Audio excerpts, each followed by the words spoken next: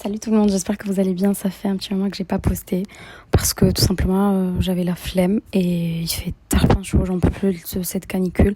Elle m'a rendue fébrile et aussi j'ai commencé un nouveau taf. Ça fait 3 semaines maintenant que je travaille en tant que développeuse. Je développe en C# en .NET. Anyway, on va pas parler de ma vie. Le sujet de cette vidéo, c'est l'intelligence artificielle. Est-ce que vous pensez que l'IA va nous rendre plus bêtes? Je suis une personne, ce qu'on pourrait appeler une accélérationniste technologique. Et ça peut sembler paradoxal avec ce que je vais dire dans cette vidéo, mais je ne suis absolument pas contre l'intelligence artificielle. Au contraire, je trouve ça vraiment fascinant, tout ce qu'elle permet déjà de faire, et surtout tout ce qu'elle pourrait nous permettre de faire dans les prochaines années. Déjà, pouvoir apprendre plus rapidement, c'est vraiment un game changer. Pourquoi ça n'existait pas à notre époque? Enfin, ça va, je suis pas une ancienne non plus, je suis une 99, mais quand j'étais dans les études, il n'y avait pas de l'intelligence artificielle. Vous vous rendez pas compte de la chance que vous avez, les étudiants d'aujourd'hui, d'avoir cet outil super puissant entre vos mains. Du coup, l'IA aussi, ça permet d'automatiser certaines tâches, créer des choses qui demandaient auparavant des équipes entières, aider des personnes qui n'ont pas accès à certaines ressources. Et c'est vraiment une révolution technologique. Et je pense que qu'il serait vraiment absurde de vouloir simplement arrêter. Mais justement parce que je suis très favorable à l'accélération technologique, je pense qu'on doit être capable de regarder aussi ses effets secondaires et d'en être conscient. Et il y en a un qui m'intéresse particulièrement. Est-ce qu'une technologie qui augmente nos capacités peut paradoxalement nous faire perdre certaines de nos mêmes capacités? Et pour parler de ça, j'ai envie de partir d'un animé que j'aime beaucoup, qui s'appelle Cyberpunk Edge Runners. Parce que dans Cyberpunk, la technologie est vraiment partout. Elle permet de courir plus vite, de voir mieux, de devenir plus fort, de réagir plus rapidement, etc. Et tu peux littéralement modifier ton corps pour dépasser les limites humaines. Et au début, ça semble génial. Quand David installe son Daviston, ça s'appelle, je crois, je ne sais plus. J'ai pas le nom exact en tête. Et il devient capable de faire des choses qu'un humain normal ne pourrait jamais faire. La technologie ne remplace pas David, elle l'augmente. Et elle augmente ses capacités. Et c'est exactement la promesse de l'intelligence artificielle aujourd'hui. Une intelligence artificielle peut augmenter nos capacités. Elle peut nous permettre d'écrire plus rapidement, de coder plus rapidement, de rechercher plus rapidement une X info, d'analyser plus d'informations aussi. Un développeur, par exemple, peut demander à un LLM de lui générer une fonction en quelques secondes, alors qu'avant, on pourrait facilement passer 30 minutes, voire 1 heure à la développer. Même les étudiants ont cette chance de pouvoir demander une explication personnalisée sur un concept qu'ils ne comprennent pas. Un chercheur peut parcourir une quantité gigantesque de documents beaucoup plus rapidement.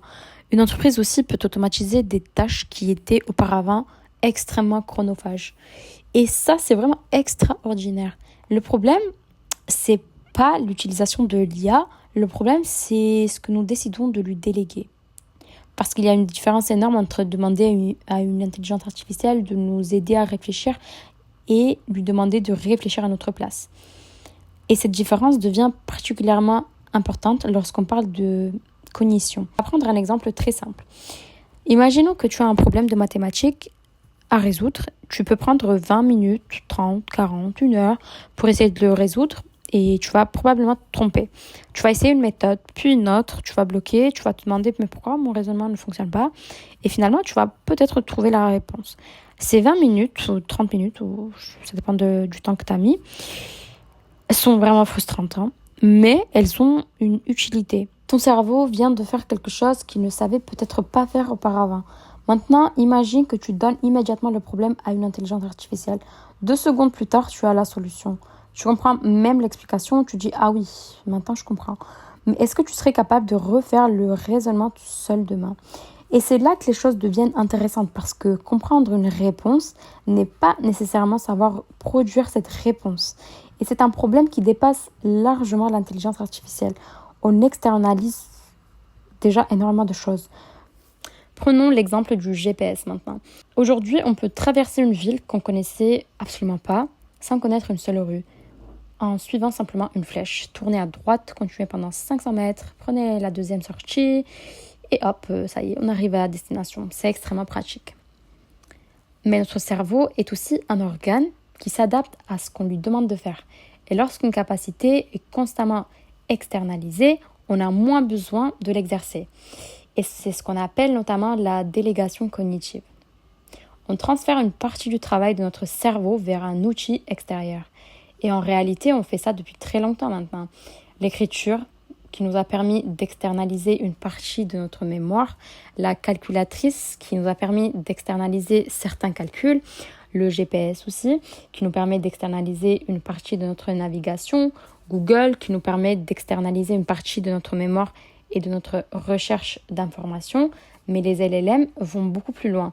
Parce qu'ils ne se contentent pas de stocker ou de retrouver l'information, ils peuvent produire quelque chose qui ressemble à notre propre raisonnement. Et c'est là que je pense qu'on entre dans une nouvelle phase. Il existe une étude très connue de 2011 menée par Betsy Sparrow et ses collègues sur ce qu'on appelle le Google Effect. L'idée générale est assez fascinante. Lorsqu'on sait qu'une information sera facilement accessible plus tard, on peut avoir tendance à moins mémoriser l'information elle-même et davantage retenir ou la retrouver. Et encore une fois, ce n'est pas nécessairement une mauvaise chose. Pourquoi est-ce que je mémorisais une information inutile si je sais que je peux la retrouver en quelques secondes ?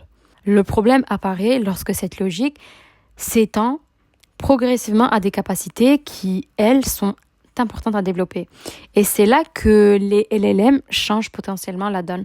Parce qu'avec Google, je dois encore chercher. Je dois ouvrir des pages, lire, comparer, faire le tri.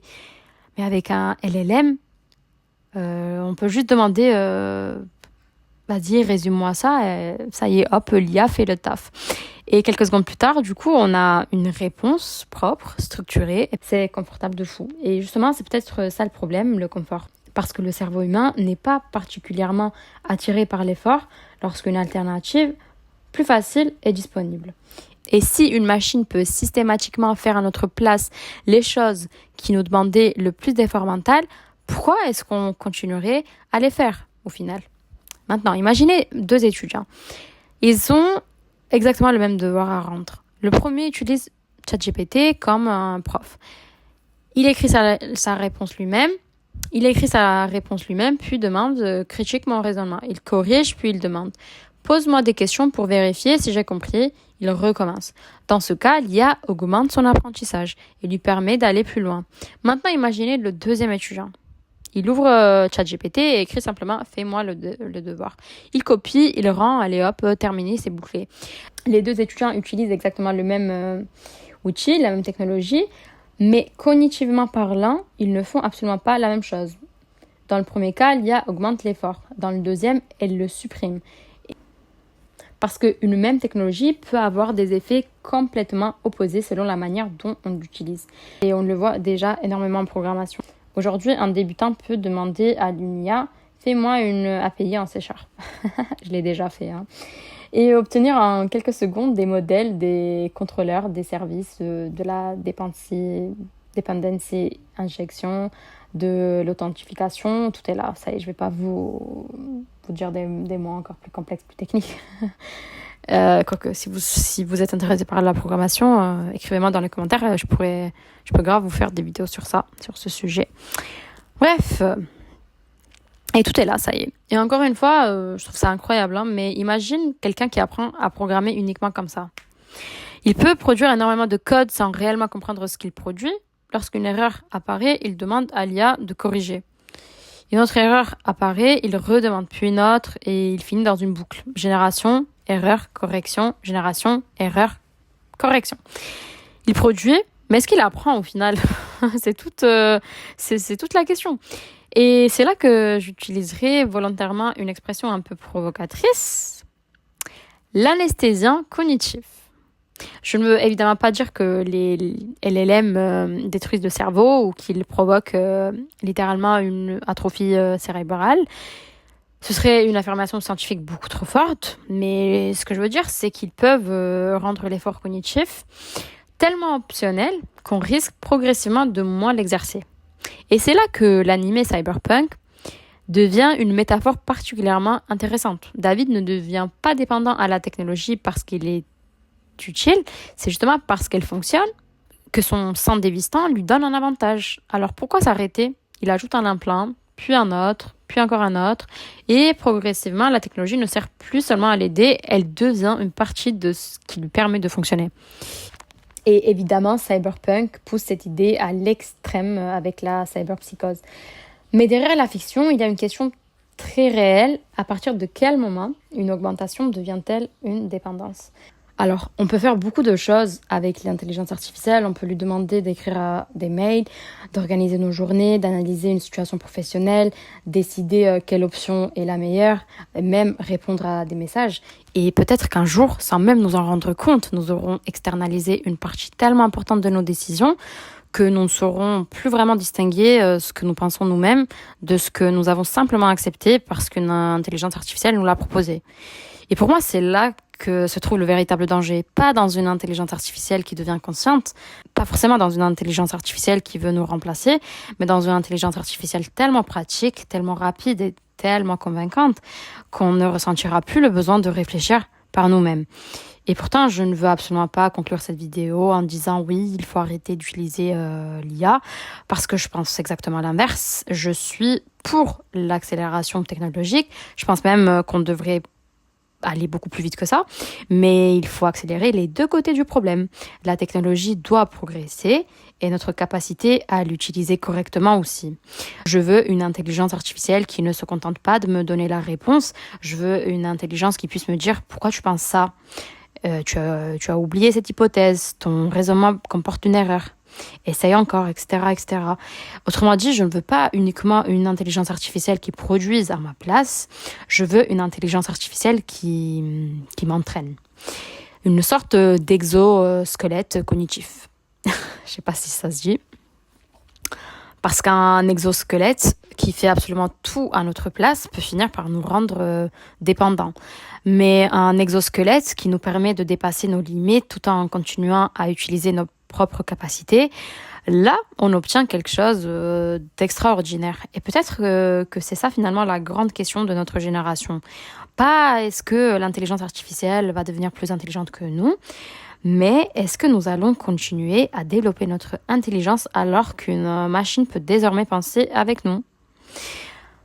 Parce que le futur ne sera probablement pas une guerre entre l'homme et la machine, il sera beaucoup plus subtil que ça, ce sera une collaboration et le véritable enjeu sera de savoir quel genre d'humain nous allons devenir avec ces machines. Parce qu'une IA qui augmente notre intelligence, c'est une révolution. Mais une IA qui nous évite systématiquement de penser pourrait devenir le confort le plus dangereux que nous ayons jamais inventé.